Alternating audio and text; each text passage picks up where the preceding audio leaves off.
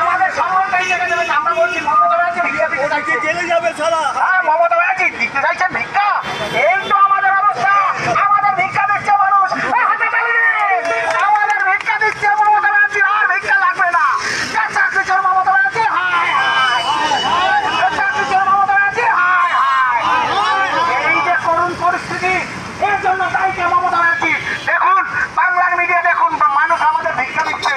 মমতা ব্যানার্জি, এই চাকরি চোর মমতা ব্যানার্জি, আপনার ভিক্ষা আর লাগবে না, আপনার ভিক্ষা আর লাগবে না। মমতা ব্যানার্জি মানুষ ক টাকা, 50 টাকা ভিক্ষা দিয়েছে। কাকুরা, ও বাস ভাই, কাছের জানলাটা একটু নামান। মমতা ব্যানার্জি চাকরি চুরি করেছে। মমতা ব্যানার্জি আমাদের চাকরি চুরি করেছে, শিক্ষাকর্মীদের হাতে বাটি ধরে দিয়েছে। আজকে আমরা রাজ্য বিধানসভার অধিবেশন চেয়েছি। কেন অধিবেশন আসবে না? কেন অ্যামেন্ডমেন্ট পাস করবে না? আমার পাশের চাকরিরা, ও আমার ভাইয়েরা, মমতা ব্যানার্জি চাকরি চুরি করেছে, শিক্ষাকর্মীদের হাতে বটি দিয়ে। একটু শুনে যান দাদা, একটু শুনুন। আমরা এসএসসি 2016 প্যানেলে, দাদা একটু শুনুন, এসএসসি 2016 প্যানেলে আমরা যোগ্য চাকরিয়ারা শিক্ষাকর্মী, আমাদের হাতে বাটি ধরিয়ে দিয়েছে। শিক্ষকরা রাস্তায় অনশনে। এর জন্য দায়ী কে? এর জন্য দায়ী মমতা ব্যানার্জি।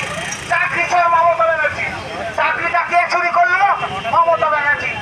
আজকে মুখ্যমন্ত্রী আমাদের সাথে দেখা করতে চাইছেন না, তাহলে উনি কাদের মুখ্যমন্ত্রী? আমাদের মতো ছাত্র যৌবনদের কাঁধে ভর করে তিনি মুখ্যমন্ত্রী হয়েছিলেন।